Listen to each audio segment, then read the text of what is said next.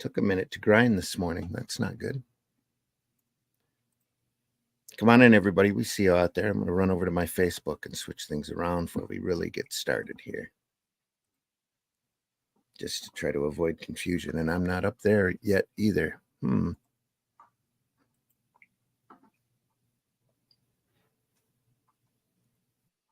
There we are. All right. Change that to public so that folks can come in. Got it. All right, folks, come on in. We see you out there. All right.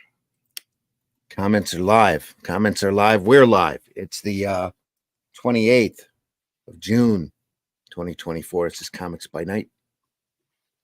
We're glad you're here. Chat's live. Hit that like, hit that love button. And we'll get the show on the road here. I feel low energy this morning. Oh. We got a great book to finish today, The Legacy of Jack Kirby. We'll get to that right after this.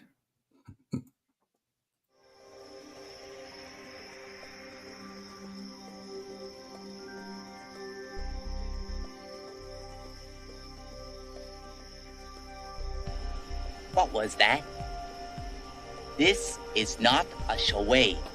We need total concentration. Now, once again, this time, with theory. Some men just want to watch the world burn. Can't nobody tell me nothing.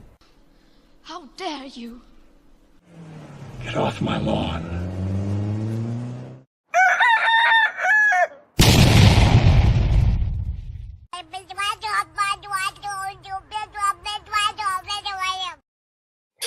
Exactly.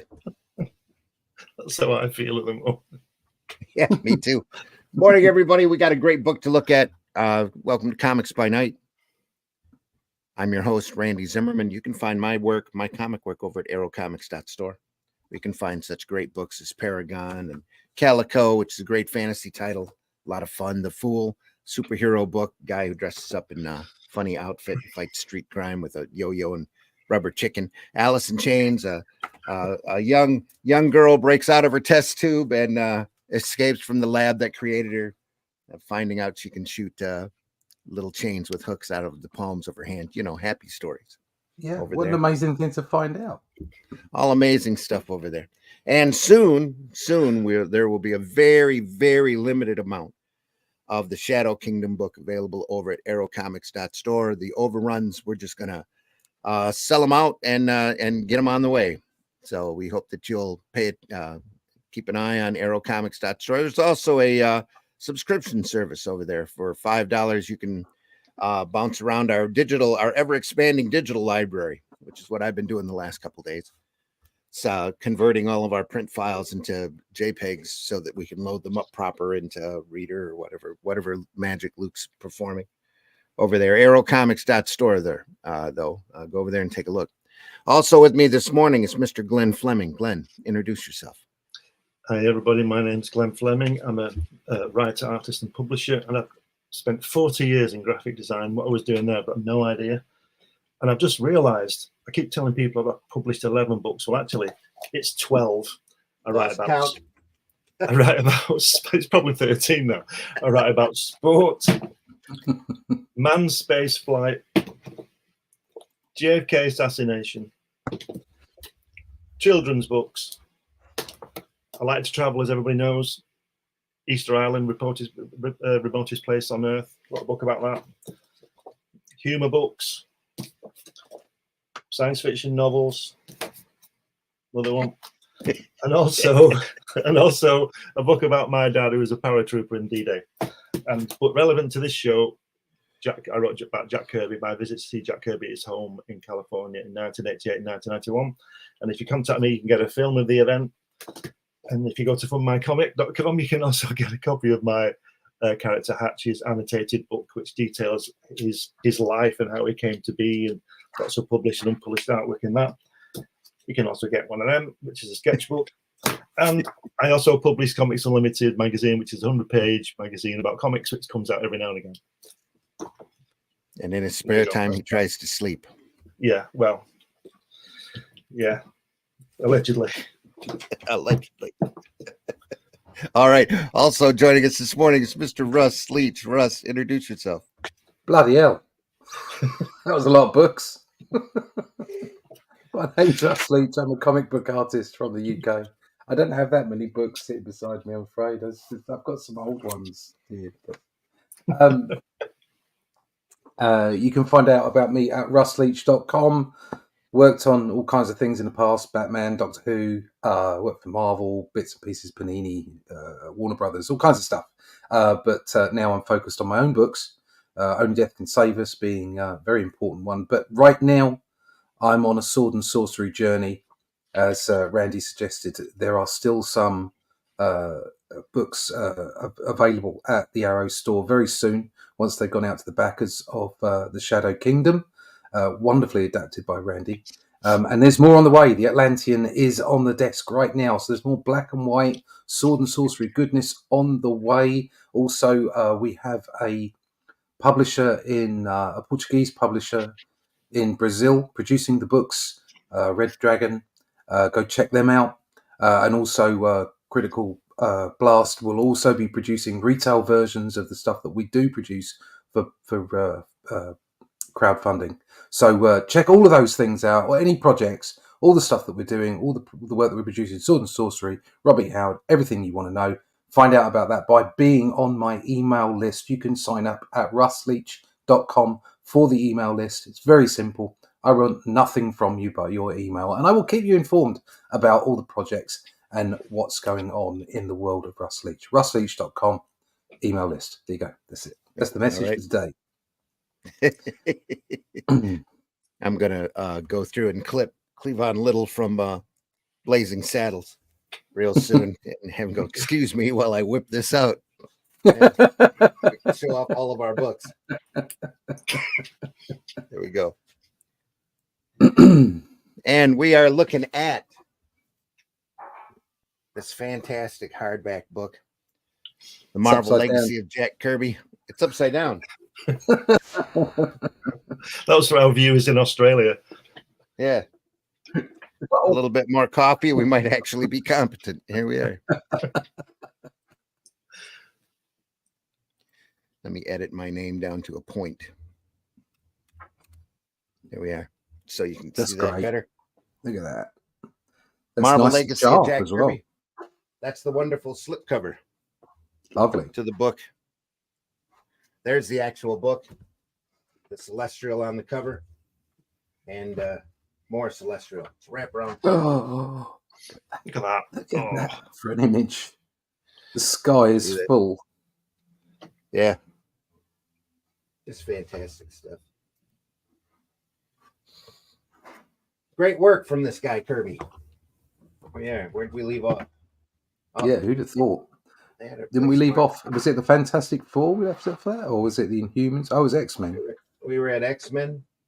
Yeah, we did the X-Men. We were a little farther than X-Men. We were right up to Inhumans. I think we were just going into the Inhumans, weren't we? And their own book.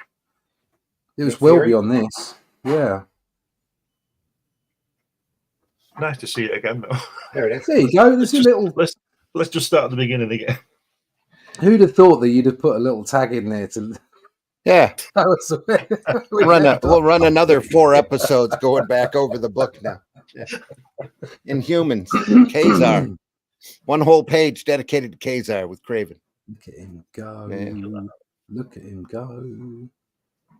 We said last week that Sam Granger did some really good inking on that Kazar thing. Should have done more. Yeah. Inhumans. See it. There we are. See it all right this morning. What a classic classic splash page there. I think Medusa needs to get her head shaved. Yeah. That'll like I keep saying, they only did that to save the budget, and they still didn't bother to read the comics. I'd rather they didn't put her in it than because that's the point, isn't it? Exactly. Look at that. Yep. Wow. Look at that. What a great cover. even Stan didn't spoil that cover with a blurb. There you are. I think he must have missed that one.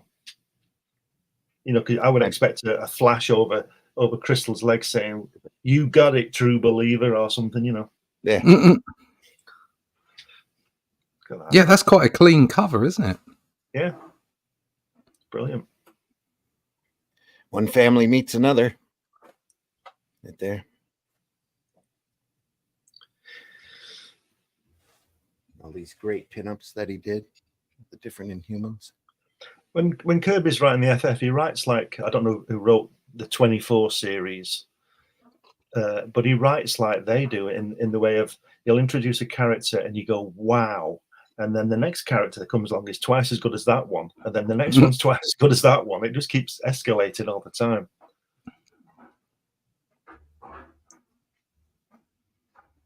Crystal looks a bit mad there, doesn't she? Yes, she does. When I say mad, I mean insane. Crystal is short for crystal meth. Losing her mind.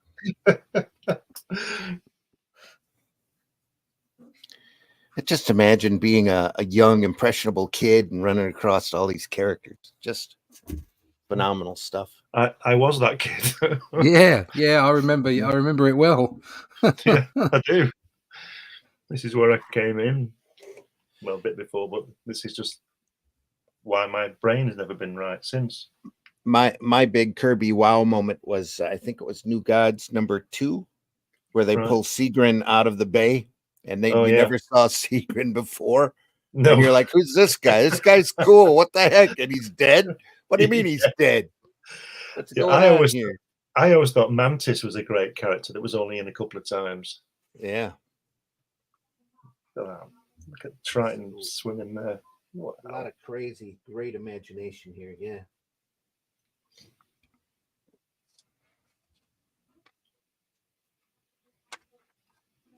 Oh, Lockjaw is fantastic, isn't he? He's great, Lockjaw, isn't he? Look at that. That image, just the way that they're running towards him, it's just so powerful. Mm-hmm. Everything's just so solid. And she says it's Lockjaw. So go on. I think that's part of the magic of Kirby's art, is that it is bizarre in so many ways, and yet it has a physical presence. Yeah. So there's a lot of really weird aspects to thinking that, because if you were to see any of these characters transferred into real life, you'd go, "Oh my god," and run a million miles. You know what I mean? They look really weird. Yeah. But there's this three-dimensionality to Kirby's work, especially when the inking is done just as well as this. Yeah, and yet it's bizarre, and then that I think that's part of his magic. I think that's part of what makes Kirby unique compared to everybody else. Yeah, I think so too. It's just so even like all this is. Okay, I know the guy's coming. I know Lockjaw is coming through some kind of warp in reality, but they're just. It's not an action. It's not like a big fight or anything. They're just running towards him. Say, "Oh, hello, Lockjaw." Pet the Lockjaw, but it's full of insane energy and movement, and it's exciting, and it's a very sort of inconsequential panel when you put it up against, I don't know, Galactus coming to kill the planet, you know, and all of his panels had that in it. Even the panel down the bottom right where she's hugging him, that's innocuous, really. And look at it. It's just you could put that up on your wall, just that one panel. And that's what I think Kirby had, is just so much of his average panels you could put up as a piece of art, everything, because it was this fantastic. He was so unique. He was unique, okay, and it's hard to explain to people. You have to come to your own Kirby moment. We will talk about that Kirby moment, and you have to come to it because you can't really explain him. Yeah. The city shrieks while the city shrieks. He's got to be worried about those fingers, isn't he? He's got to be thinking, I must go down the skin doctor and have a word.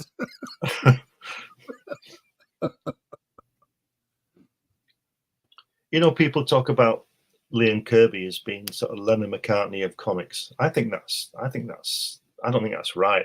I think the Lennon McCartney of comics is Kirby and Sinnott. Yeah, I Yeah. agree. Yeah, Because yeah. you know it's well documented. You know, we won't get into it, but I'm not quite sure what Lee contributed other than great salesmanship and all that sort of stuff. But anyway, I think Lee Who was the manager for the Beatles? Brian Epstein. Epstein. Yeah. Yeah, that's who Lee is. Yeah, Lee's the Yeah. Epstein character. he's He's the one that bundles it all up, makes it saleable, puts some extra bells and whistles on it for the market. But the Mhm. people that really generated the beauty of it would be Sinnott and Kirby. All of the artists working at Marvel at that Yeah, point. all of them. Working Yeah, in this system, Ditko and Colin. but And, all those guys. yeah, We're all the creators, you know, and Lee was really a dialoguer at this point because there was so much going on. Look at how beautiful Crystal's face is there on that picture when she's hugging Lockjaw. Yeah. And he's how got simple it is. He's got a little thing on his head like Black Bolt has, doesn't he? Yeah. Little tuning fork. Tuning fork, yeah. But look how gorgeous she is. That's Roz Kirby right there. Look at that, how beautiful she is.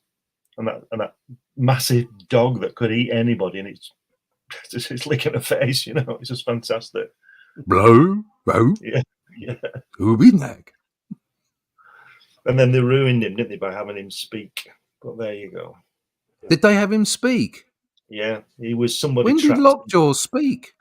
Oh, Ms. Marvel in the Ms. Marvel series, he speaks. I think. Yeah, I didn't know that. Yeah, nobody follows that anyway. They had him. He was trapped inside that body, the person, so to speak, as I remember. Oh, I see. When was this? This would be late 70s, wasn't it, Randy? Really? Early 80s. Was it? No, I didn't know they had him speak that early. Oh, maybe it was later then, mid 80s then. I'm not sure. I thought they didn't address that until the silly Ms. Marvel book, and the writer didn't know what they were doing. No, it was a shock. A lot of that going around. Exactly. Yep. Yeah. This is a plot. Exactly.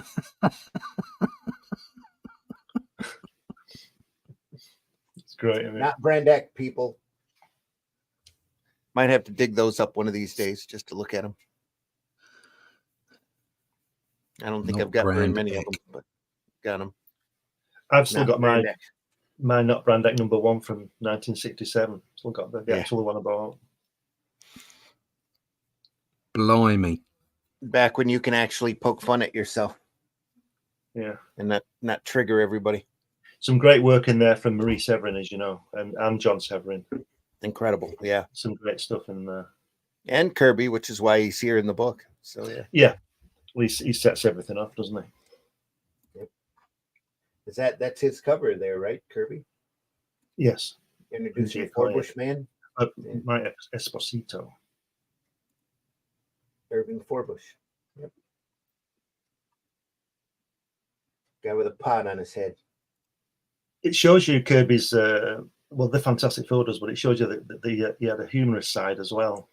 Especially things like with Lockjaw we saw before. It was always a bit humorous. He was always arguing with Ben, wasn't it? Ben was always screaming at him to do something. It's really funny, some of the stuff in there with Ben and Lockjaw.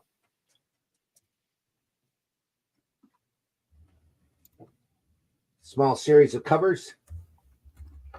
Selected covers from 61 to 70. Yeah. Sinnott inking.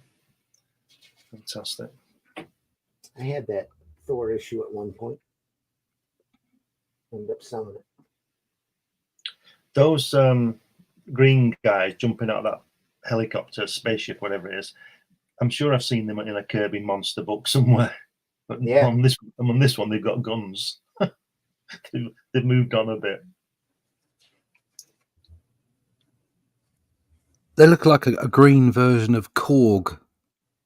I don't know who's that. Your typical lava men. Are they? All Lava, right. lava men, that's it, yeah, lava men. Look at that. I didn't. Korg is the orange bricky fella from Guardians of the Galaxy, but he turned up a lot earlier than that in comics. Right. He's purple. It's haven't seen Korg, that, isn't no. it? I think it's Korg. Korg. And some of them turned up on Earth to try as an invasion, as a spearhead of an invasion, but they ended up getting beaten up by Beta Ray Bill. I think that was an alternative Earth. I'm not sure. Yeah, it was quite. Yeah, trying to remember where I read that.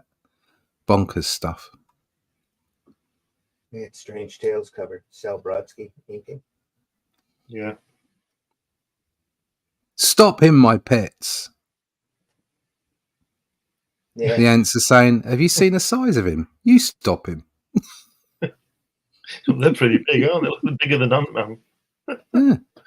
Yeah. And he's drawing a gun. Who draws a gun on an ant?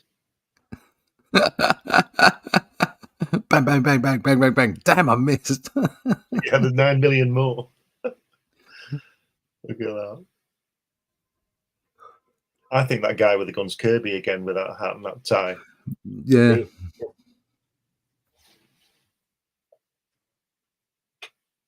Like I said, in the Fantastic Four, I think Reed Richards is a good-looking Jack Kirby, and Ben Grimm is actually Jack Kirby. Yeah. Attitude. Yeah. Yeah. Things, Tough guy. attitudes, definitely all Kirby. Yancey Street influence. Yeah. God, this is the issue we've been waiting for. The Hulk and the Submariner vs the Avengers. Why on earth would the Hulk and the Submariner get together? Yeah. And, lots Both of looking adventures. for lots of adventures together. So I Buddy can- cop. I can understand why the Submariner's after the FF, because he fancies Sue, doesn't he? But what's he going after the Avengers for? Is he after Jean Grey? It's being It's controlled after a by little its bit. little After head. a little bit of wasp action. Yeah. Spider-Man.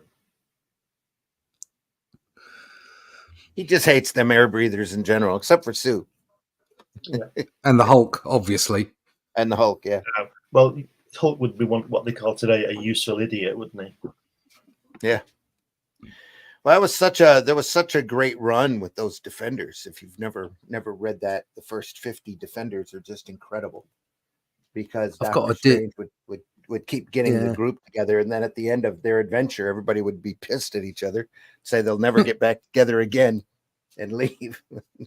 Screw I've got you! the- I'm out of here. Yeah. I've got the Defenders versus the Avengers book. Yeah. What a classic story. The that is. Avengers Defenders War. Well, I mean, what a great book that is. And Sal Buscema, an knocking it out of the underappreciated park. talent, Yeah. because he was overshadowed so much by his brother. But his work was unique, and it's it wasn't just like a Buscema ripoff. No, he had his own individual Buscema look. ripoff. Sorry, a John Buscema ripoff. He had his Yeah. own feel and his own style, and it was very loose and beautiful in its own way. Yeah, I really like And it was Cell very- on Defenders. He Yeah. was really good. Yeah, Sal was he was all action, wasn't he? Yeah, he was. That was I like it was just Sal all inking He job. had the dynamics down, that's for sure. yeah. Were you saying there, Glenn? I'm just saying that I like Sal when he's inking John. I don't know what it was. Yeah, I mean, Was it the Avengers? I'm not sure. the I'm not combination keen- is Yeah, I'm never keen on John Buscema inking his own work. Actually, I know you like it, Russ, but I've never. Maybe that was because I was spoiled because I saw Joe Sinnott on it and Alfredo Alcala. You know what I mean? yeah. Mhm. Yeah, I mean, Joe You know. Joe Sinnott is just so neat, isn't he? And I think what I like about Buscema inking his own work is how loose he is with it. Yeah. If you look at Robert DeTore's work currently on the Titan Conan comics, you can feel that looseness coming through in his work. Whereas another artist that I really like on that is Ernie Chan. Mhm. because I think he's got some of the looseness that Buscema puts over his own work, but at the same time he's got a slightly thicker brush, a slightly thicker line, and it looks a little bit more Sinnott-like in places. Yeah. So it's sort of like a halfway house between the two. Also, I think, you know,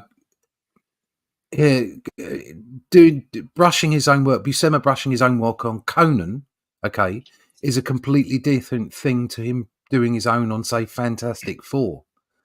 You know, Sinnott was perfect for Fantastic Four, and maybe not, because I've seen a few of Sinnott's, because there's only a few that he did on Conan, wasn't there? He did do a couple, and I'm not that enamored by it, simply because it's like Sinnott seemed to be, he was perfect for the Avengers or those superhero books, but not so much for the barbarian stuff, you know.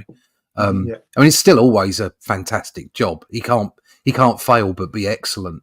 And I think when Buscema inked his own work on Conan, it was almost like a perfect storm, if you like. It was his work, the way that he inked it, and the genre as well absolutely fitted the looseness of it and everything about it. Although, you know, him inking himself on Wolverine was pretty impressive as well. But again, as kind of a bit more visceral, isn't it? Was it Bloody? I can't remember. Bloody Choices or whatever it was called, by Buscema on Wolverine. That was a fantastic book. Fantastic. But yeah, I mean, Joe Sinnott, you can't go wrong, can you? It's just excellence all the way down. Same with. I agree with what you're just saying there. And if you look at these two covers, the Sinnott one on the right, and then you think, well, you know, you think beat that, and then you look on the left, it's Wally Wood, and you know, you just have done. I mean, look at those buildings. You know, Wally Wood. Wow. Just, you know, that's incredible. That's an incredible cover. That the Wally Wood, they both are, but that the way he's just thrown the cap off that building is just amazing. And so, it's just amazing. I nearly swore then. It's just fantastic. But it inspires you, doesn't it? It's just like you look at it and go, "Oh, it's so good. It's so wonderful." I mean, I go back to I have my essentials. Also, I have the original Captain Britain weeklies now as well.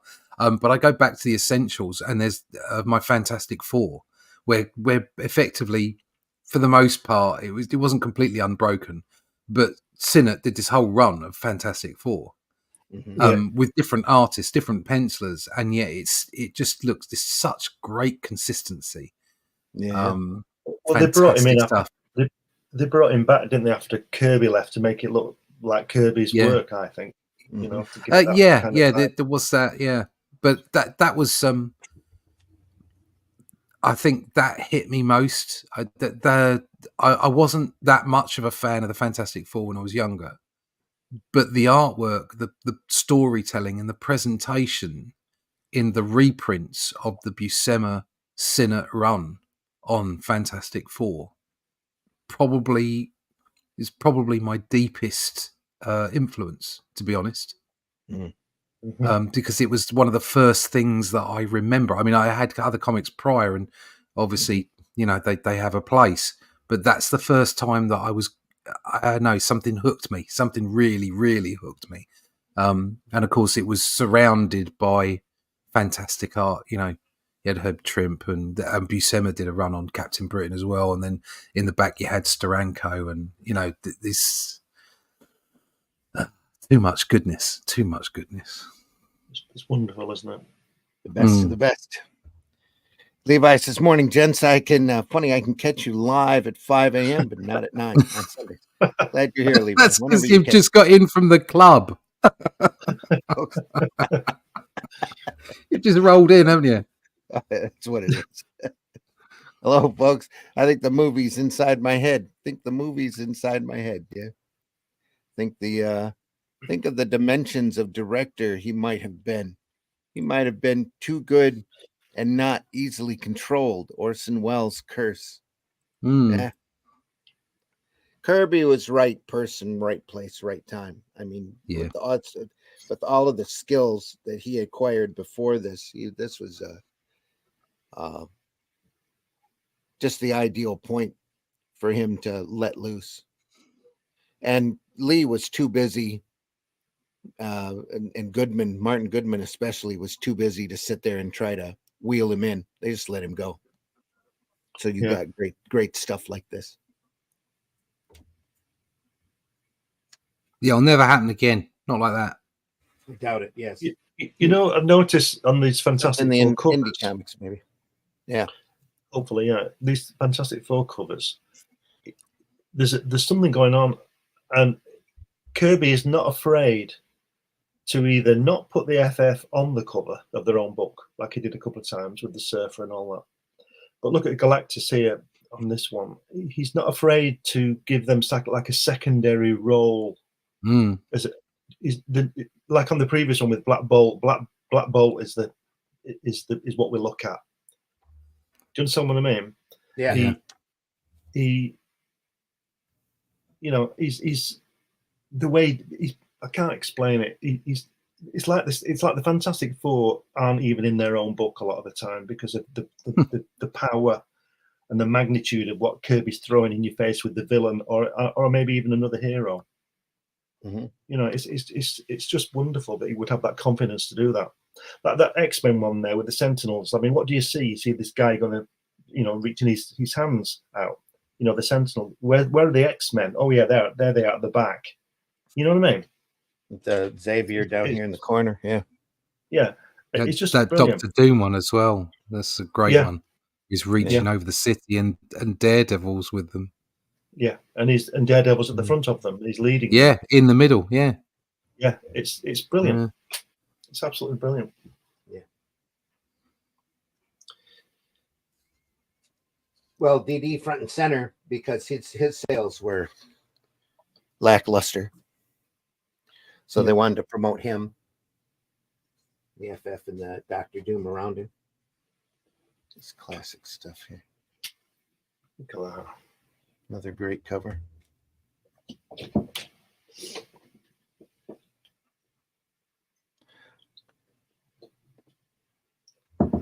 That was one of the first covers I saw was that Thor with the Hercules there.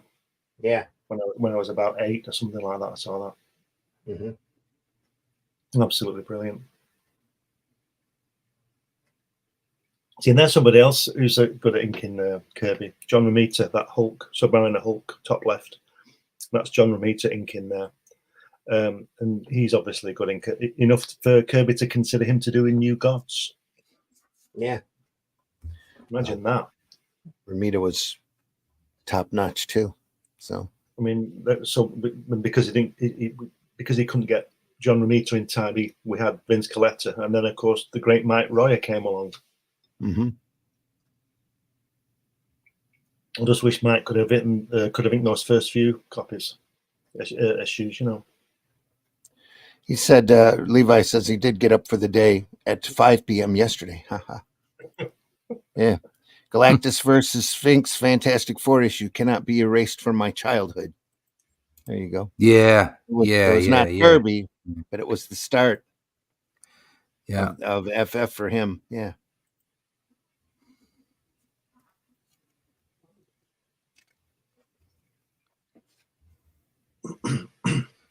And that was the other thing about the writing in there is they were prepared to let the Fantastic Four take second place for something that was expanded. So the story that always hit me was the one with the Overmind and the Stranger battled it out at the end. And there was like this. It was the Overmind was like hiding in plain sight until they had the battle with the Thing and Johnny Storm, and at the end it was all sorted out by the Stranger. It was like the Fantastic Four really didn't do anything. It was sorted out by someone else. They were just bit parts in this like cosmic story, and it's a bit like that with Galactus as well. It's great stuff. Yeah. Chamber of Look at that Darkness for a cover. I can't say I've seen very often. Look at that. Don't see Bill that Everett. reprinted very Yeah. much. And fear shall follow. Tales to blast your brain. Look at that fantastic love it. 4 cover. Oh yeah, that's beyond. Well, I told you the story of that cover, didn't I? When I went to Jack's house, I'll do a quick plug here. It's full story in my book, folks. I was walking down. When you went into Jack's house, you went down this little corridor past the bedrooms and went to where his studio was. And facing on the wall as you walk towards his studio is that cover framed, Fantastic 400. And Ross Kirby told me the story of it. I was looking at it, I was like, wow. And she said when they got that through the post, that somebody had ripped it in half to fit in the envelope. Oh God! And they didn't even fold it; they ripped it. Yeah, they'd had it restored, and you can. And on now, when you see it in black and white, you can actually, if you look at, I'm not sure where the tear is now. That guy on the left with the silver hair, it's just under his chin, I think.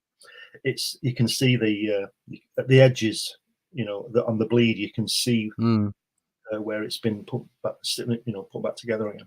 But fancy ripping. I mean, all the ones to rip in half, it's that one. Yeah. Wow. It's maybe out of spite. Well, I don't know. No, I think it was probably took him just so long to get his artwork back. I think it was just a lack of respect. Yeah. Lack of respect. Yeah. Look at that. Mike Royer here on this. Yeah. What was banging around inside that bloke's head? God. Incredible, isn't it? Yeah. It's Eternals. Great inking again, though. Yeah, great inking again by Mike Royer. Beautiful. Absolutely, yes. Yep. It's kind of funny how he had the girl's arm stretch out like that. Yeah, what's that about? Get the hand out of the way.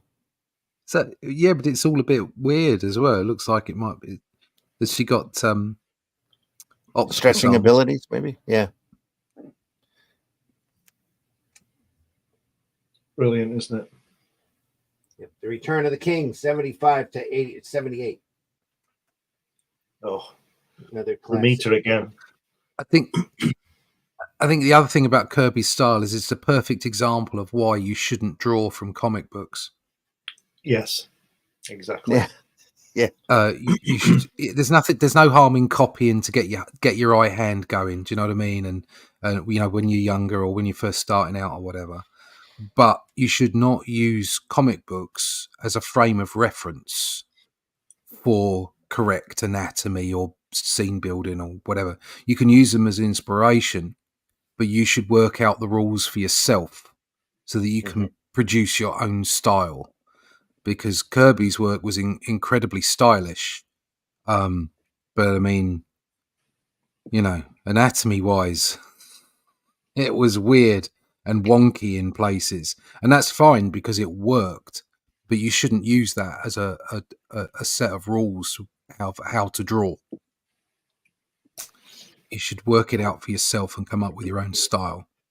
Yeah, you have to learn how to draw reality first, don't you, before you start doing stuff like this. Yeah. But you can see it in so many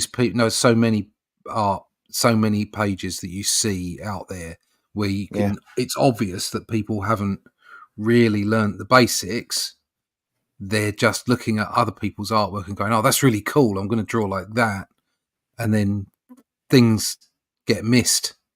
Stuff gets done that starts jogging the eye, and then because they continue from that point, you can't work out why it's disturbing to look at. And there's a reason.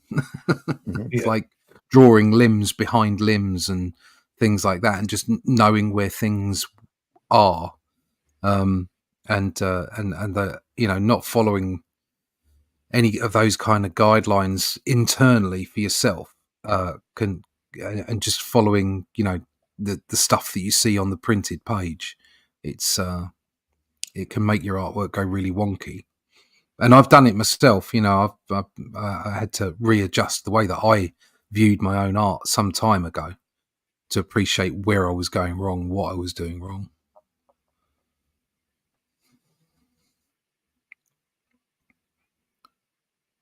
And this is not coming from a place of arrogance either. I know I'm not the finished article. I've got a long way to go. I'll tell you something that might be frightening. Maybe Kirby wasn't the finished article either. No. Yeah. Scary, isn't it? From what he did. Yeah. HR says so many good character designs. He just throw in, not to be used again. Yeah. Just what an imagination. And between the point we were looking at and the point that we're at here now, he did the Fourth World material over at DC and then came back. Yep.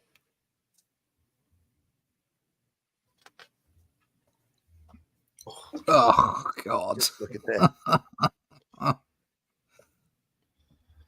That's comics right there, folks. Yeah. Rawr.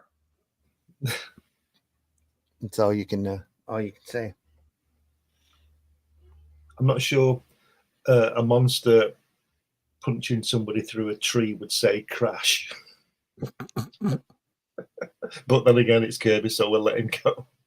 Don't know if he'd roar like a lion either, but that's a whole nother story. Yeah. That's brilliant. Mike Royer did some good work on this stuff, didn't he? It's amazing, yes. Look at that. I like Thurbo too. I thought Thurbo did nice work on his work over Kirby. The River of Death.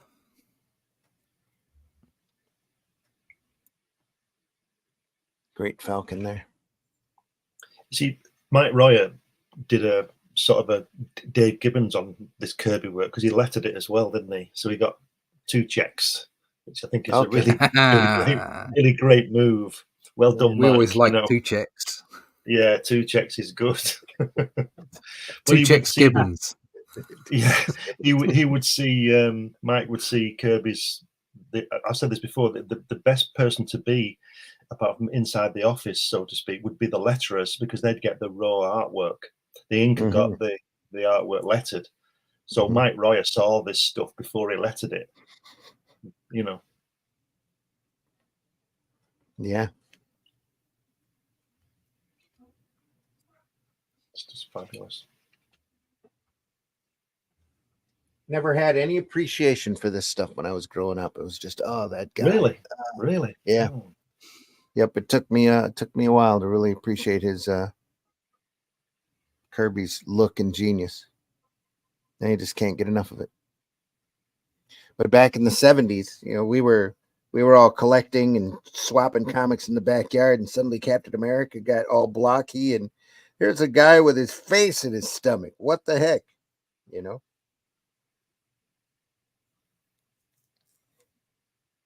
And he kept doing all these covers. There's just Kirby covers all over the place at that point. Yeah. You just Kirby again. You know, but it, like I said, it took a while to really appreciate his style, and just his sense of imagination was unmatchable. Incredible. Because, you know, who does this? Who would do this?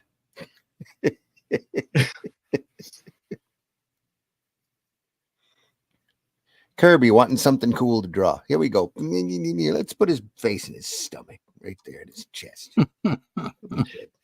I think he started off with his body there and thought, "Oh, I've not left enough room for the head. I'll stick it in his chest. I'll just stick it in his chest." Yeah. that robot head he's given him doesn't work, so he put his head in his chest. Yeah. Great water as well. Even like MODOK, you look at the design for MODOK, it's like, who does this? This is crazy. And then, you know, just to have it messed up in Ant-Man 3, it's terrible. It's another great panel. Look at that. This is so deceptive. You know, it looks like there's all these details, and it's just black on white, you know, just large spaces of black just put together. And yet it looks so detailed. You know, it's fantastic. It is. And then this is off of the Treasury. Here's this bicentennial Treasury that he did. A lot of great artwork in there. Yeah, that's the back cover. I was hooked right away on Kirby. Kirby and Sal Buscema. Well, see, I loved Defenders and Avengers back during that time. Just ate it up. But for me, Kirby was an acquired taste, but I just absolutely love his stuff now. I mean, you go back and you look at all, even this stuff here, it's just amazing. Just phenomenal.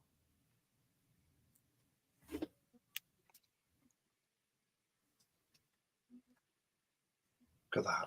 Oh. Never Kirby appreciated Eternals when it was out first either. But you go back and Kirby, look at it now, it just blows you away. Kirby likes a house wall sized screen, doesn't he? Yeah. He did it in Shield, he did it in the FF, didn't he?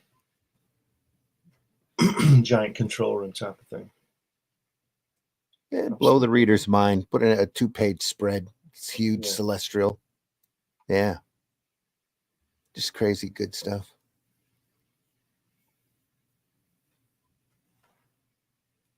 And John Verportnik, the Eternals, and he was a good artist as well.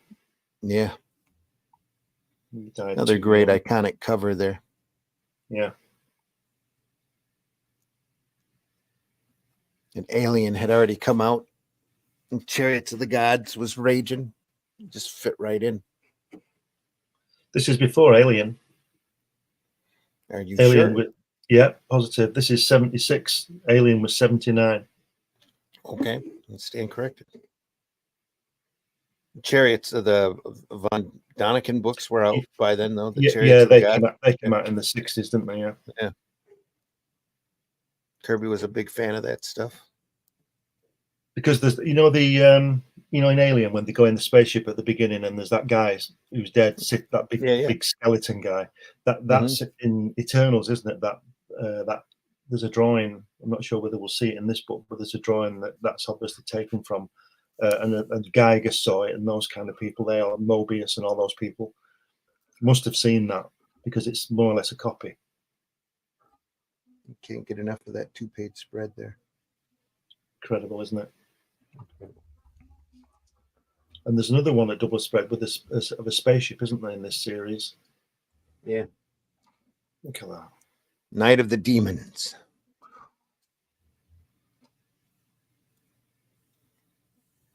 John Verportnik again, great artist. I don't know why he went doing production, didn't he? I don't know why he sort of left, but he's just so good. Didn't he pass during this time? He died. Yeah, he died in 1977 when age 37. Yeah. I know I think he died of a heart attack. I know he was a big guy, really big guy. But what a great artist as well. Crazy good. Here's a couple of splash pages. Yeah, look at that. Oh. Look at that.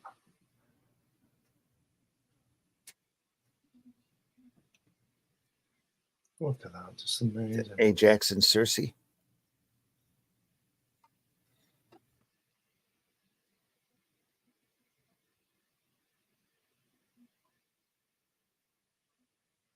Incredible. You don't see stuff like that anymore. Maybe an independent comic, Kickstarter, crowdfunded book. Yeah. You might see stuff like this, but not in modern comics. Definitely needs to go back if people can do it. It's just incredible. Jack Kirby and Sal Buscema had so much power and action. Yep.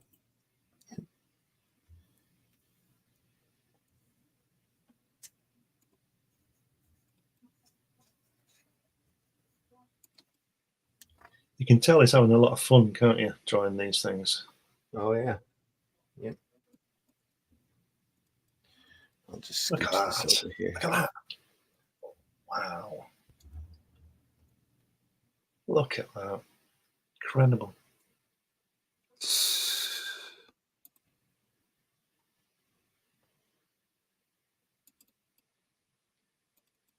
Absolutely amazing. Great colouring as well. I wonder if that's Marie. I don't know. It's a lot to be said for the old way of printing these comics. It gave you a lot more solids, a lot more primary colors. Just everything popped under the right hand. Yeah.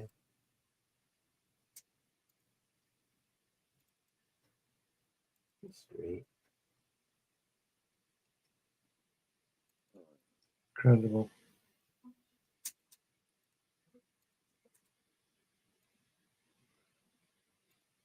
He is a planet killer.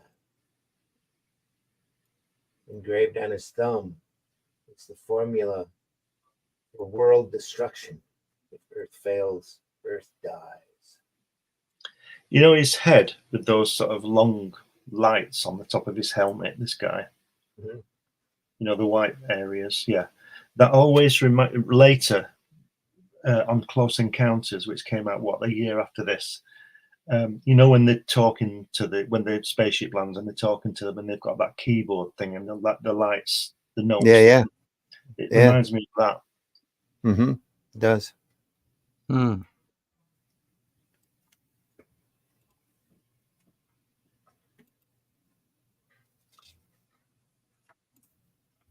Oh, look at this. Look at this. I'm going to have to dig these out again and have another look. There's your group. Yeah. The Overmind. Yeah. That was a cover.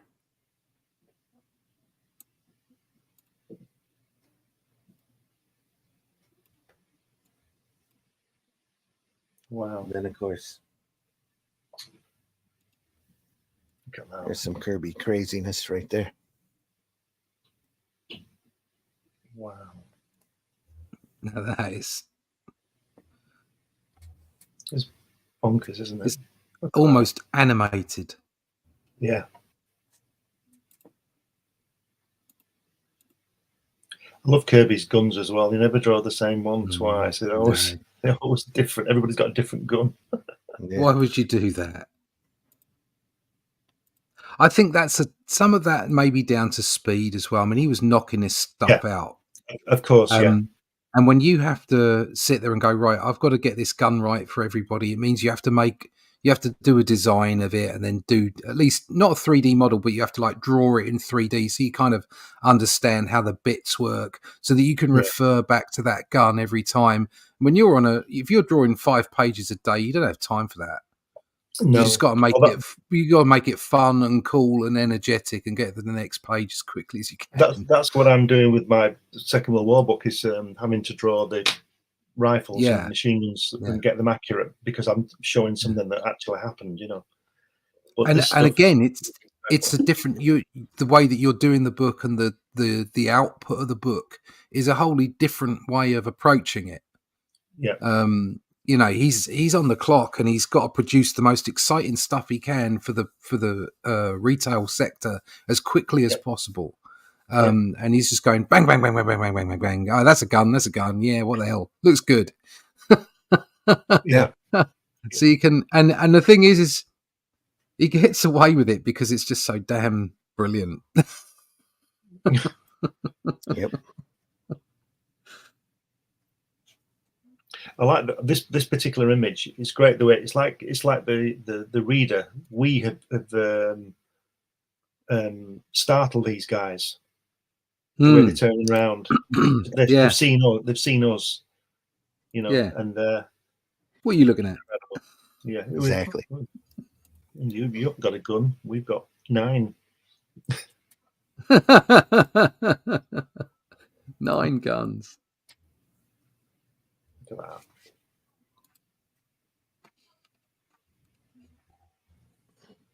Cannot be controlled.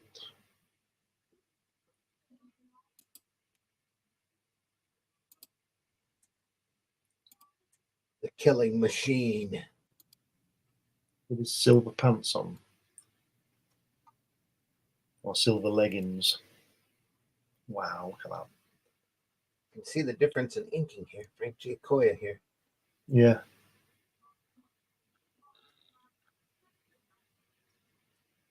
Imagine being on that ship and that guy suddenly got out of the water. Yeah. God. God, yeah.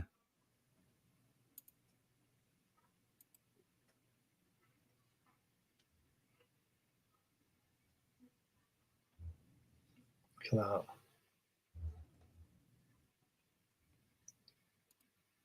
You can stare at that one for a little while. Oof. That's Kirby's Arzak. Yeah. Wow. I wish somebody filmed him drawing all this stuff. You sit and watch that for hours, couldn't you? You wouldn't have to speed that up. Yeah, it Yeah. would be a blur. Yeah. Look at that.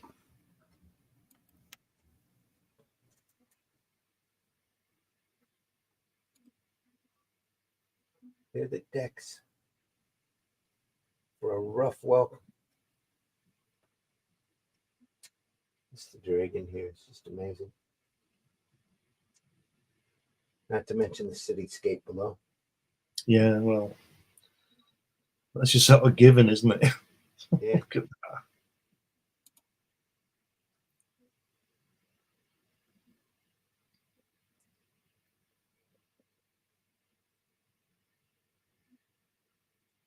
Wow.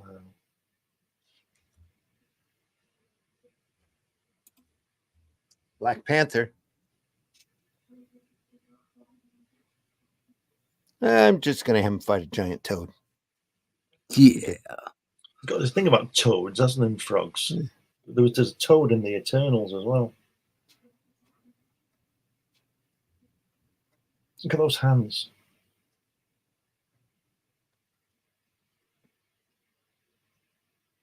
It's fantastic. Look at this. 2-page spread here.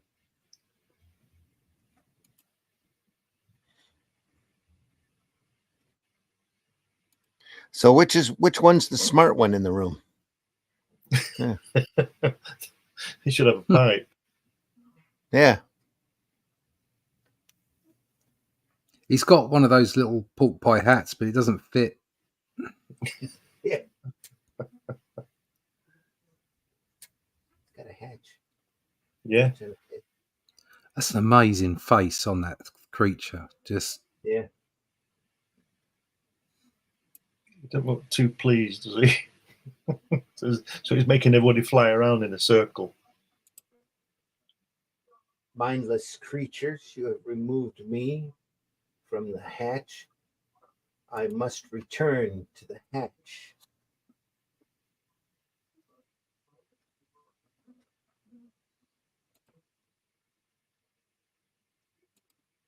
Body stretching across here. Nobody matches dynamics like that. It makes you wonder where he starts. Yeah.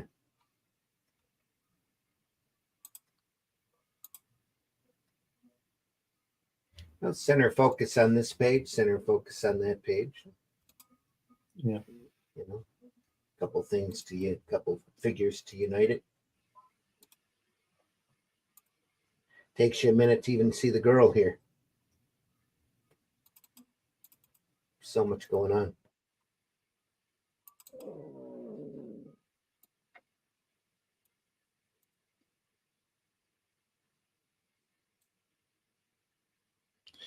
Got those Black Panthers collected. Yeah. Great stuff.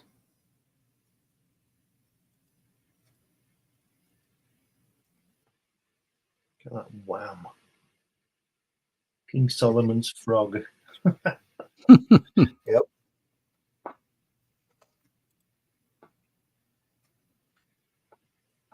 The walls of stones, they talk. Beware the agents of Kyber. The guy looks rather sinister.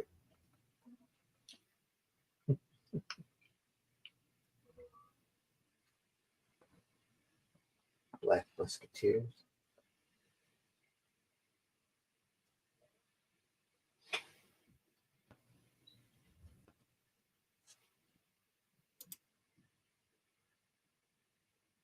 I'm just going to keep turning if we're not talking. There we go. Yeah. Turn away. Yeah. Little machine man here. That was a crazy series.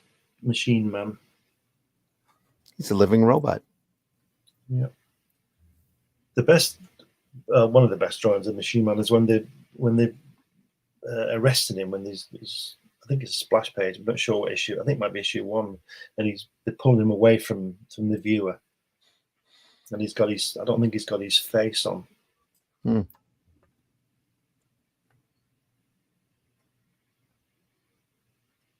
Machine Man, the living robot.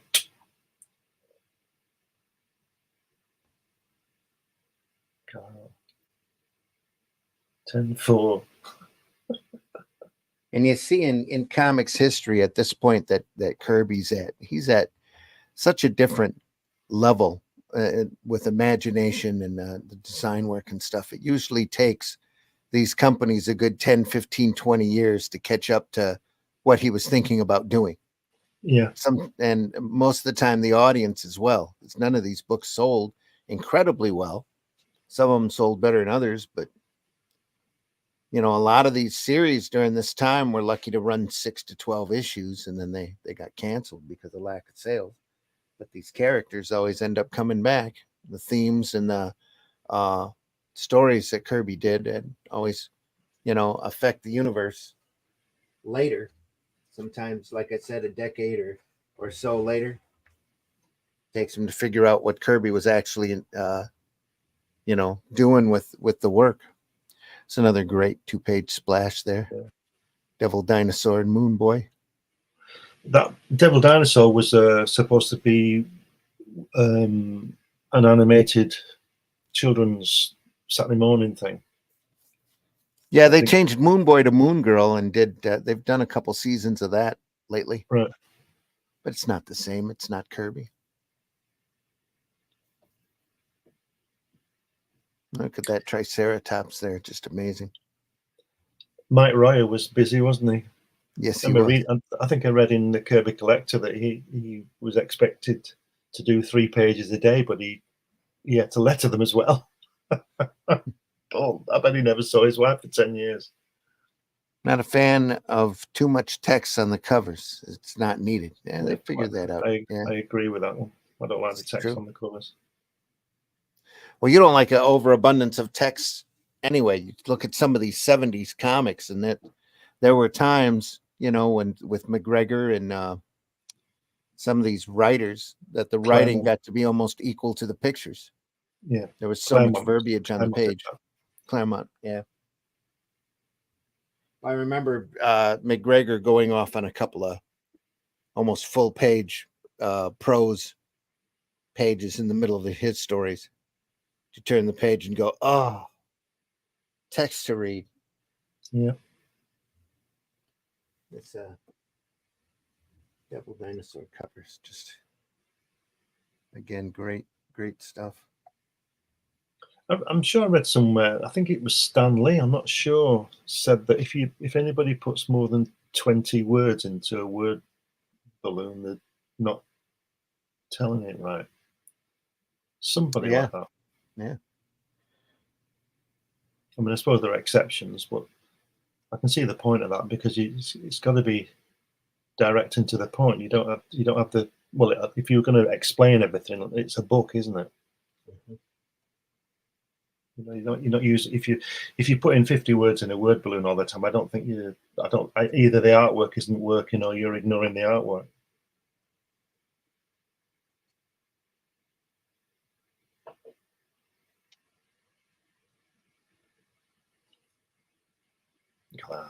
Click, click, click, click, click, click, click. Wow. I wonder why ants go click, click, click. Do they do that? Do they go click? I have no idea. They did in them, didn't they? They were clicking in them. They were, yeah. The movie Them, yeah. Yeah, they were clicking like that. That might be where he pulled that from. Yeah. They're clacking away.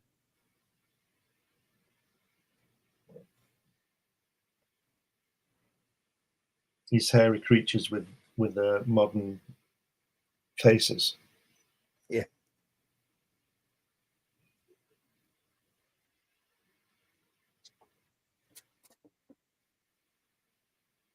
Now we've got a 2-page spread of some crazy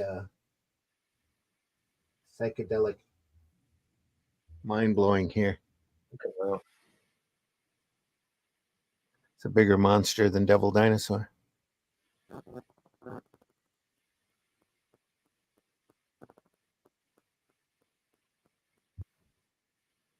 Wow.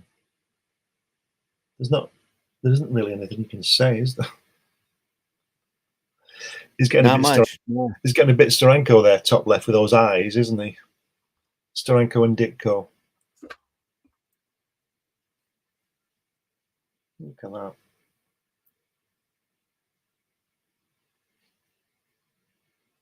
I think I'm back. Had some clicking coming over that mic cord.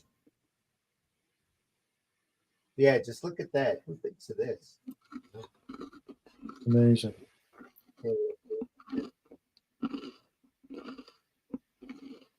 Wonder what Royer was thinking when he saw that page. Holy crap. He's probably thinking it's 10 o'clock at night. I've got to get to the house in the morning. Yeah. I've already done 4 pages today. I want to sit You down. can really see in the later pages of Nick Fury just how much of this affected Steranko. Yeah. Yeah.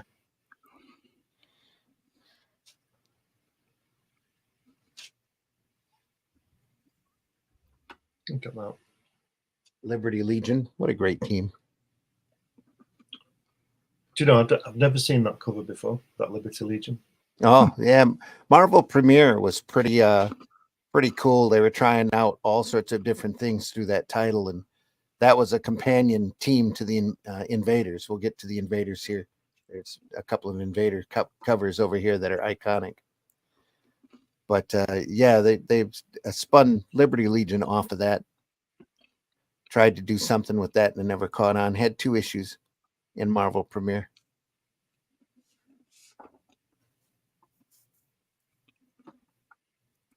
Just remember Blue Diamond and Slim Jim. Guy who stretches, I think that's his name. It might not be Slim Jim. Maybe something else. Little flat guy. Wizard was in it. Miss America was in it. See that 70s Fantastic Four logo? It doesn't work, does it, as well as the original one? No. But that cover is classic with Quasar. The cover is Yeah. brilliant. Yeah.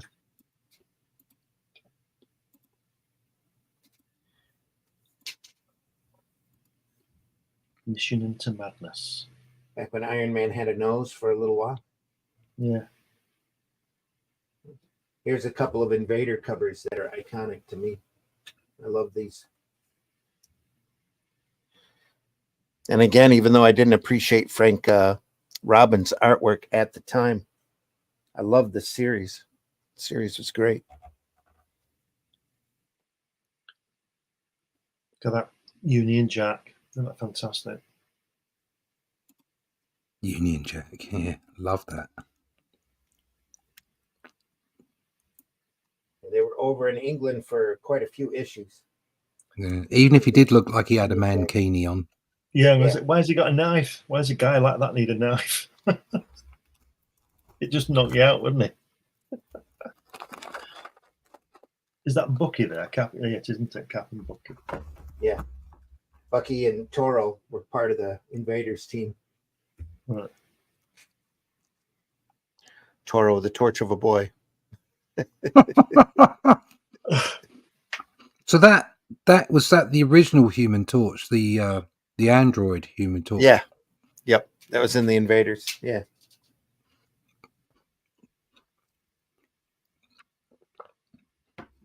And what about the Toro? Is he an android as well? No, he's actually a little boy who caught fire. Oh, right. I don't know if they explained him off as being a mutant or what, but he got play the with same matches, powers as the kids. Torch. Yeah, pretty much. You don't see much of him after World War II. On that skull cover, they're advocating murder. Cap says, the Red Skull, he's back from the dead. And the Torch says, let's send him back where he came from. And Namor says, or else it is we who shall die. Well, that's okay then.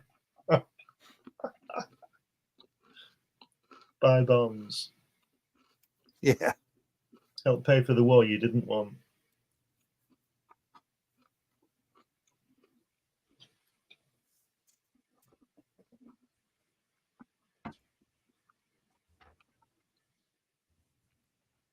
Moon Knight.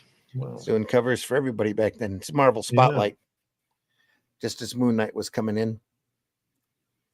Was a villain in Werewolf by Night. Back during this time, he was a guy who was bitten by a werewolf, so his powers, the intensity or his capabilities all depended upon the phase of the moon. Well, I bet that could be awkward. Yeah, full moon, he was at its most powerful. Yeah, they got rid of that real quick.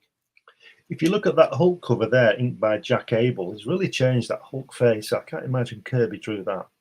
Yeah. Looking like that. Hulk looks like he's just about to go off and play a gig. Yeah.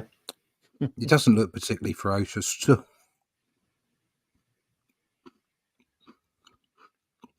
It's like a monster montage with a floating head. Yeah.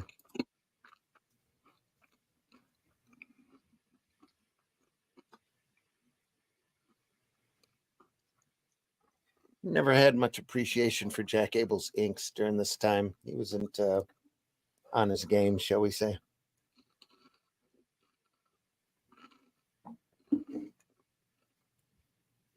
There's a couple more covers.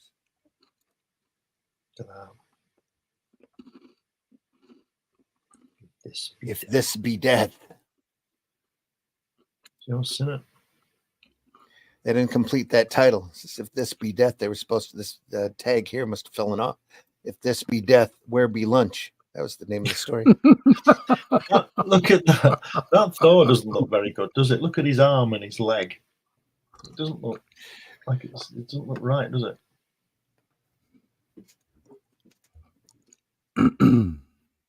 Yeah. What a cracking costume that was. Yeah. Both of them. We that was it's Joe Sinnott on this. Yeah. It's G. Koya over here. I remember that Avengers book. Uklo and the Living Laser. Big battle issue. I mean, let's face it, Kirby comics are just a big slugfest, aren't they? Yeah. Yeah, I love it. Yeah, I've got Captain America with his shield. Bang.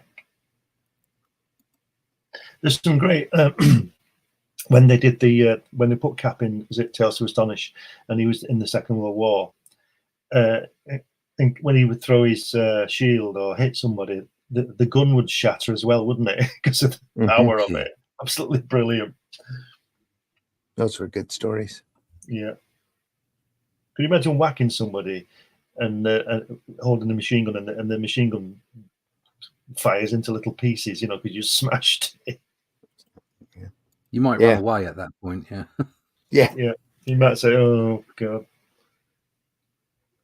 So I think for those first couple of films in the MCU, they got Cap right. Yeah. Yeah. They did nail it with Cap. Especially the first one in World War II, that was just awesome. Civil War, though, was just I just love that Civil War. Scene. The elevator scene, yeah. That's Kirby.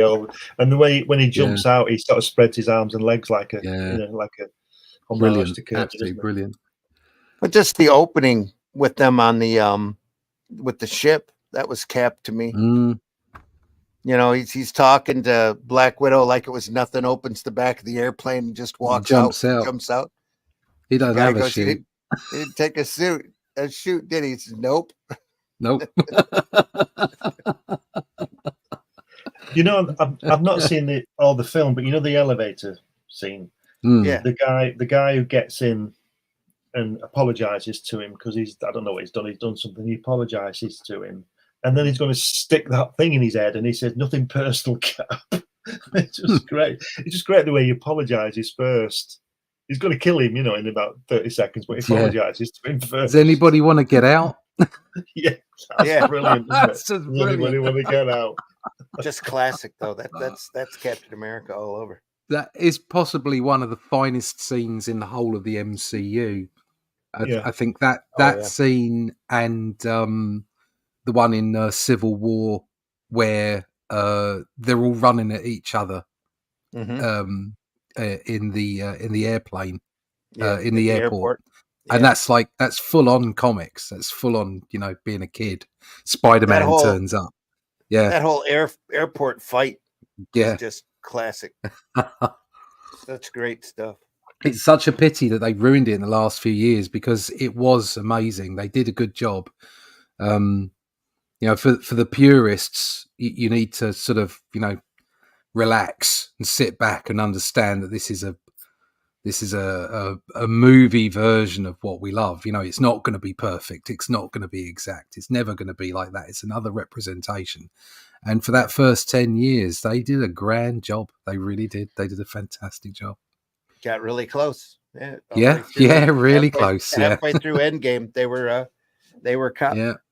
pardon me, definitely comics on film. Yeah. That Colored Sky Masters is on target. Mm. Not sure where you're at. So much These Kirby Nuclear. comics I want to have. Cool.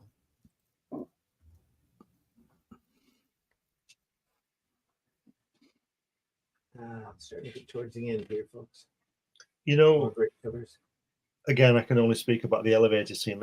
Another great bit when he jumps. He sort of he knows that if he stays where he is, he's arrested. So he just jumps 200 feet down through that glass ceiling thing and whatever it is, and then he's just had a fight with 12 blokes sticking electric rods in him. He jumps through a plate glass window, falls 200 feet, hits another glass window, and then gets up and runs away. Well, he put his shield in front of him to absorb the impact of the hit. I know, but the it's fall. fantastic. It's great. That's what superhero comics is all about. He just gets up and runs away. It's just great. You got to love it. It's brilliant. It gets crazier because he takes out one of the hovercrafts on his way out. Oh yeah, is that where he throws his shield in the engine? Yeah, and pulls it out. Yeah, I've seen that. Yeah. Fantastic. I'll have to watch it. I've got my brother bought me the box set a few years ago, and I've never watched it, so maybe I should sit down and watch it. I've got everything up to the Spider-Man movie, with the three of them in it. No Way Home. No Way Home, which was I know it's a bit silly, but it's actually a really good film. It's very funny and it's great fun to watch. I skipped on Doctor Strange, the second Doctor Strange movie. I skipped on Ant-Man. In fact, I haven't even seen the second Ant-Man movie, and I skipped on that. Skipped on the Marvel, Ms. Marvel or whatever, Mrs. but whatever. Yeah. I can't stand The Brie Marvel. Larson, so I didn't want to watch that. Yeah. And the latest ones as well, I wasn't interested in really. Mhm. I skipped on the second Black Panther because it didn't have the original guy in it. was They horrible. should have recast him. I'm sorry, they but should they should have recast him. They shouldn't have just stopped because he didn't want He didn't want it recast. He didn't want it to stop. He wanted it to be recast, and they've just ruined that as well. Yeah. So Well, and Namor is rubbish in that from what I saw with the clips. So I didn't even bother watching the film. just laughable, actually. Almost as bad as MODOK in Ant-Man 3. Oh, yeah, I wasn't all the way through. Yeah, I'm just not going to watch that crap. It's one, like I said earlier, it's one thing to say, look, this isn't the comics, okay? This is a cinematic representation. but for that first 10 years, they did a good job of getting those things across, getting the comics across, even though it wasn't, tight. But it was there was still good films. But after Endgame was the Endgame. It's as simple as that. That was the end of it. Yep. Apart from that loose start, Spider-Man film, and even then, I haven't watched Guardians of the Galaxy 3, even though I've been told it is very good. It just sounded a bit depressing to me, so I'm not even going to bother watching that either. The holiday special is also fun. Yeah, all right. Okay. Yeah, on Disney, it's not as bad as the Star Wars holiday special. Oh, well, that's bad in a completely different kind of way, isn't it? But you can see the amount of love, I guess you would say, that Gunn has for just comics in general from the way that he did those movies. Yeah. Although I have to say, from what I've seen of the Superman movie so far, I think he's loving the wrong comics. But yeah, I'm not 100% sold on what they're going to do to Supergirl, but no, a lot of that stuff, all of those pre-production stills, you can't take it. No, I know. I'm surprised for what it's actually going to look like in the movie. I'm surprised they've not changed the title to Superwoman. Yeah, I'll be honest. I'm pretty much done with superhero films. To be honest, that 10 years, it was really good. I even enjoyed, the DC stuff. I enjoyed Justice League. It was a bit long, but I enjoyed it. I enjoyed Batman versus Superman. I could step back and just go, look, this isn't Batman from the comics. Just like the Nolan stuff. I mean, the Nolan stuff wasn't the Batman from the comics. That was 007 with a Batman suit on.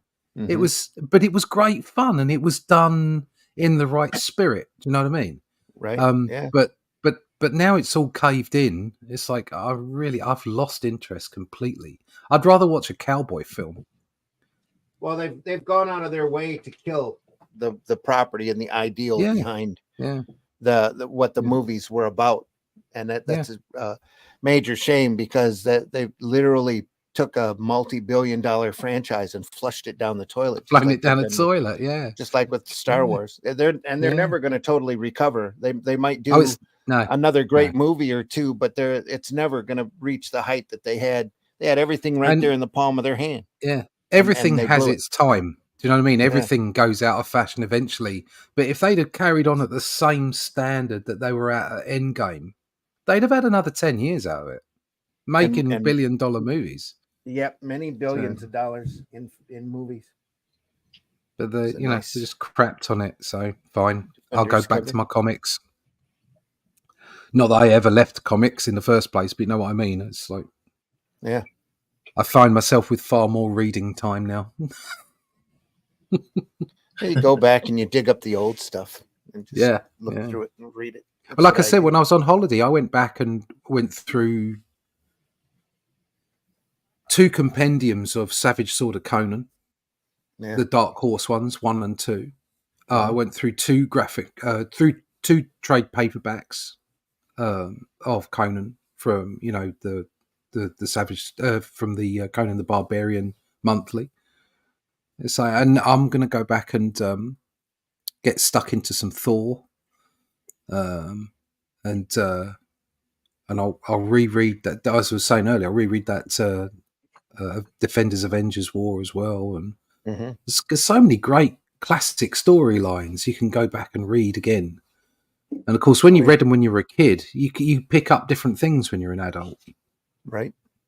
So it's definitely worth going back and reading them.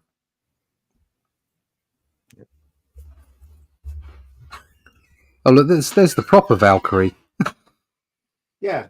It's the real Valkyrie. There you go. Way back when she couldn't hit a girl. Yeah. She could beat men up all she wanted, but she couldn't hurt a woman. These are her kryptonite.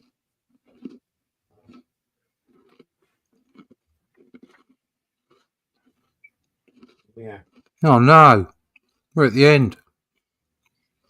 The Marvel memories of Jack Kirby's son growing up Kirby.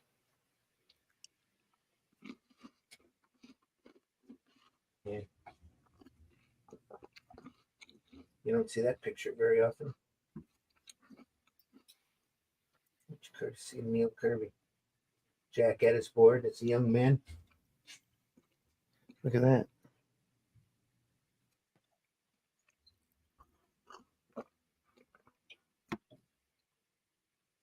It's really a nice shot. Hmm.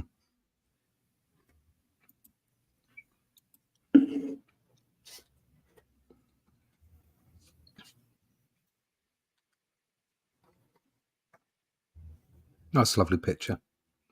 Yeah. Yeah. Neil again.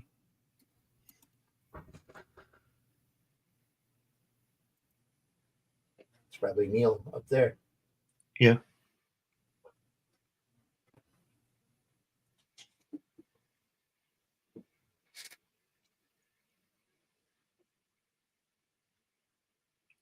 Lee missed a trick, didn't he? With only having Sinner in issue 5, and I think he came back in 44. Was it 44, 45 with the Inhumans? I mean, I know Chick Stone does a good job, but imagine if all those that 100 issue run would have been by that team. Yeah.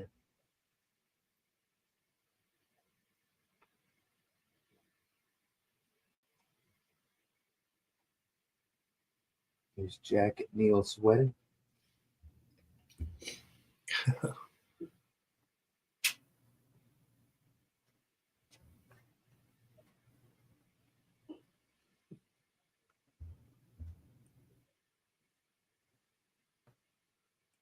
HR says, yeah, I stopped watching here at superhero films. They're an insult to the comics. They sure are. Any more there? Maybe Wolverine or Deadpool and Wolverine might change it, but you never know. It's a lot of rumors around how that movie ends. But again, it's going to take them a long time to get back. If they never totally get back to where they were.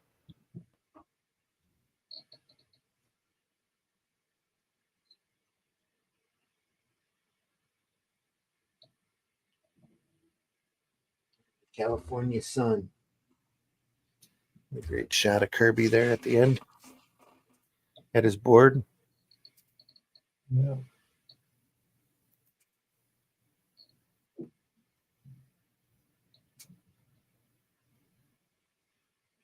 I wonder what that drawing table's worth. It should be in that Smithsonian thing, shouldn't it? That was the urban legend for a long time till they said it wasn't there. Yeah, Neil's got it. Oh, it's gone in a skip somewhere. Yeah. What have you done with that drawing table? Throw it out. Oh, I threw it out. It was hey, old. Hey, What's it all about? listen. My work's been on Jack Kirby's drawing table. There you go. Woohoo! He was giving me a critique. They should have it on display at the Kirby Museum, Yeah. shouldn't they? Should be on a big glass casket. Yeah, Yeah. should be. HR. So it's the one-man army. Yep.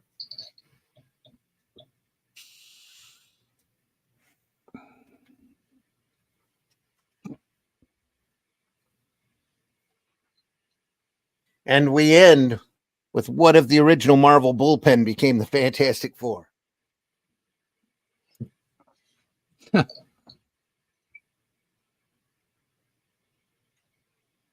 Stan, even my fireballs won't stop that monster. Stop trying, Saul. Come on, Jack. Flow. Right. It's real life clobbering time. Get a cigar. Looks like Jack's got his eyes.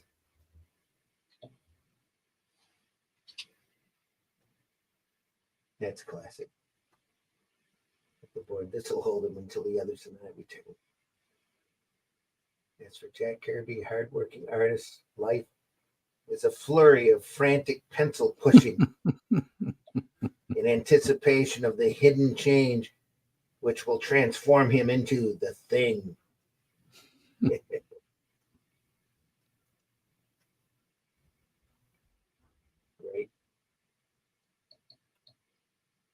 Kirby's been very kind with Stan's hair there, hasn't he?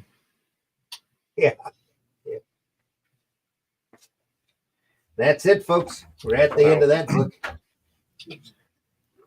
That's a wrap. That's a wrap.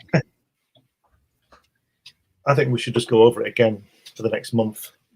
So we see Thor flying off. There's so much other stuff to cover. Yeah, we need to do the New Gods saga, don't we? We do.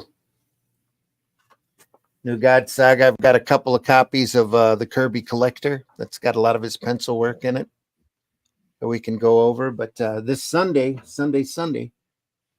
we'll go over the trading card set. Trading cards, yeah. Nice. That is out of Kirby's archives.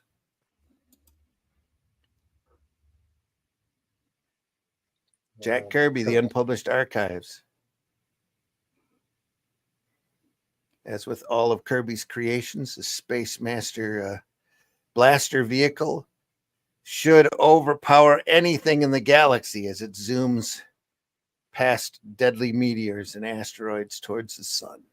Meteors. It's great stuff. That's Sunday, folks. Jack Kirby's Unpublished Archives on Sunday Funnies, 9 a.m. Then stop back by next Friday. We'll cover more great sequential art goodness. Like I said originally, I figured this would be a one episode book for us to run through, and here we are finishing up part 4. So there we are. Kirby greatness. More on the way, folks. Lots more on the way. So we're an hour and a half in. We could probably cap this episode today unless there's something more. Yeah. No, I got stuff to do. Yeah, I've got to go out. So worlds to draw. Yeah. Universes to conquer. Yeah. Folks, we really want to thank you so much for stopping by. I hope you enjoyed this as much as we did going through Kirby's legacy over at Marvel. A lot more Kirby greatness to come here on Comics by Night. So, Russ, tell folks how they can find you. Yeah, you can find me at russleach.com.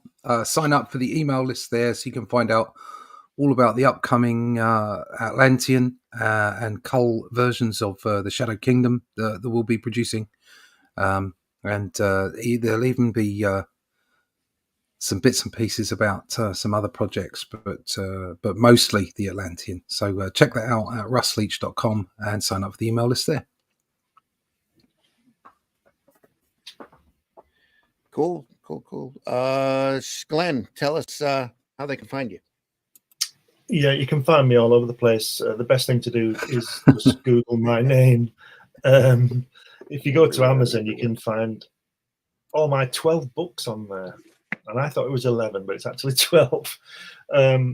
Plus magazines and stuff like that. But if you just Google my name, I think you'll find something. And you can also find me on Randy's show on Friday morning and Sunday afternoon. And you seem to be becoming a regular on Luke Stone's Nerd Bacon on Thursdays. So yeah, just look around. You'll find me if you want to.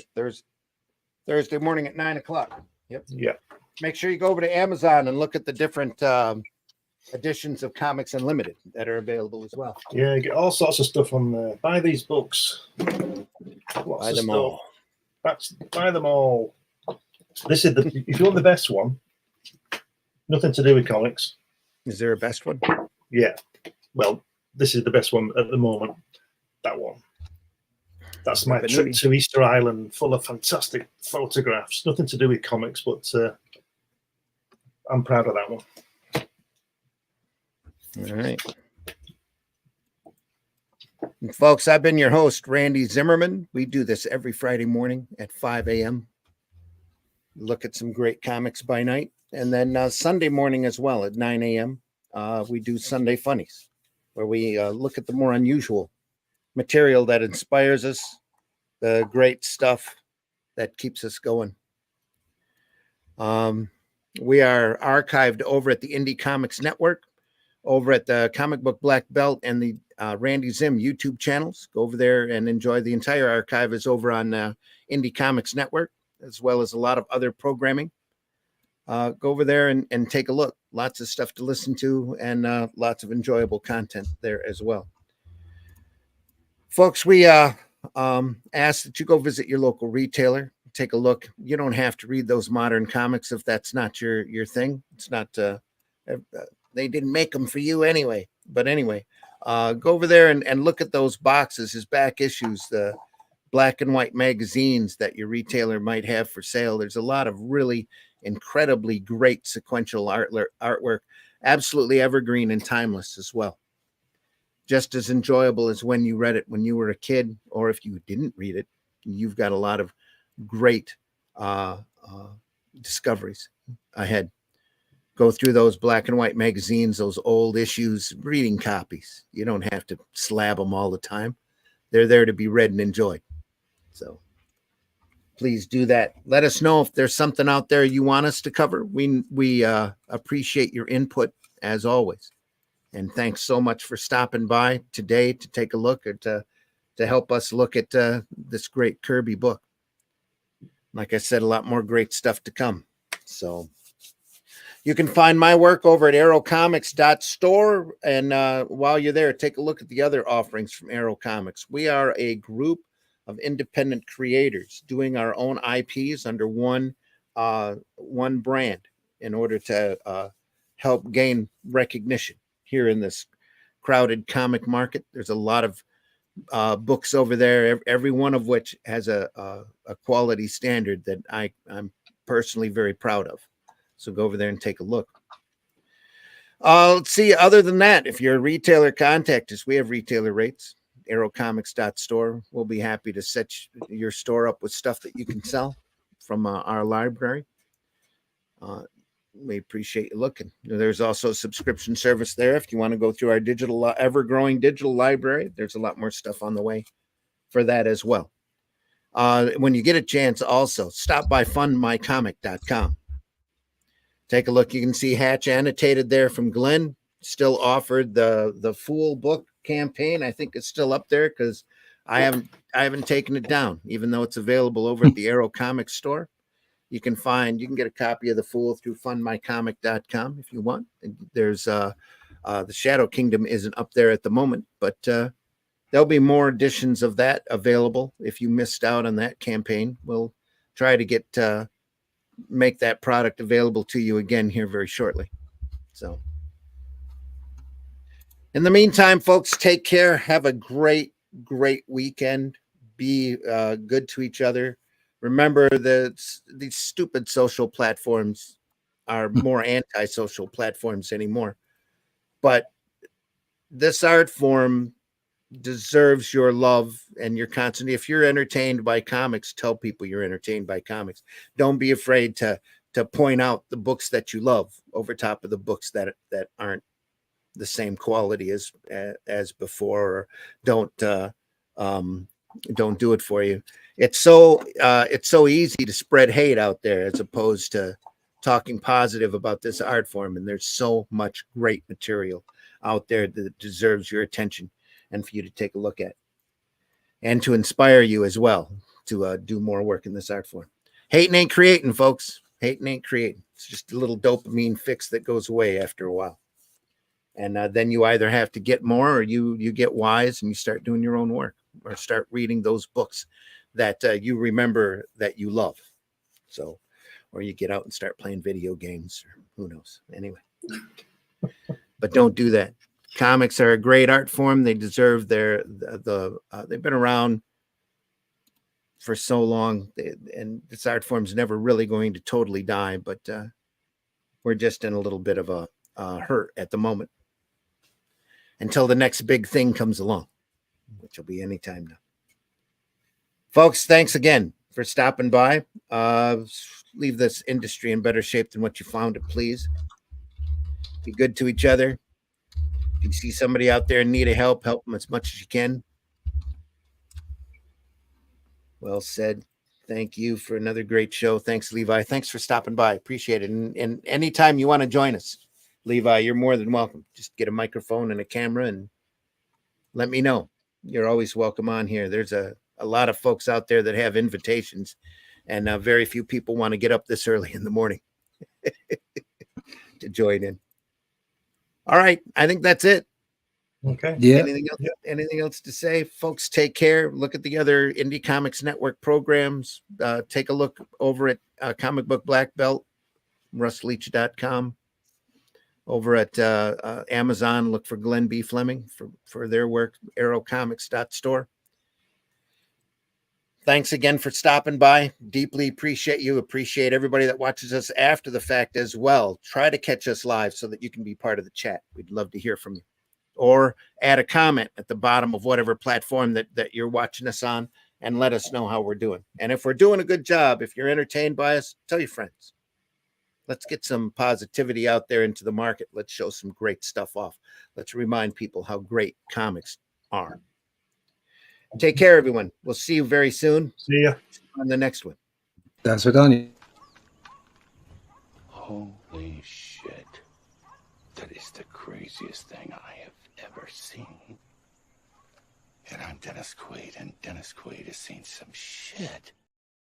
Hey kids, you want to see some great comics? It's Comic Book Show and Tell twice a week. Comics by Night every Friday at 5 a.m. Eastern.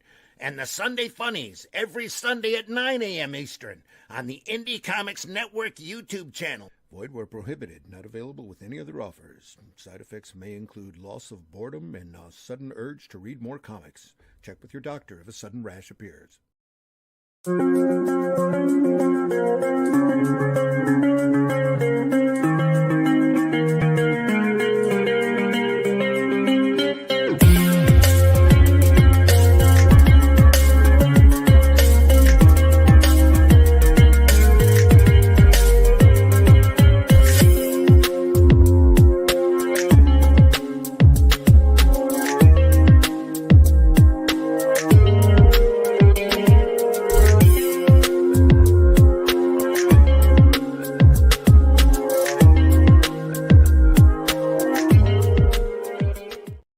Joke's on you, bitch. I love this shit.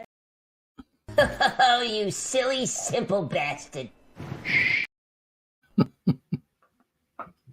Oh, didn't go through. Let's try this one. Bye, Jack.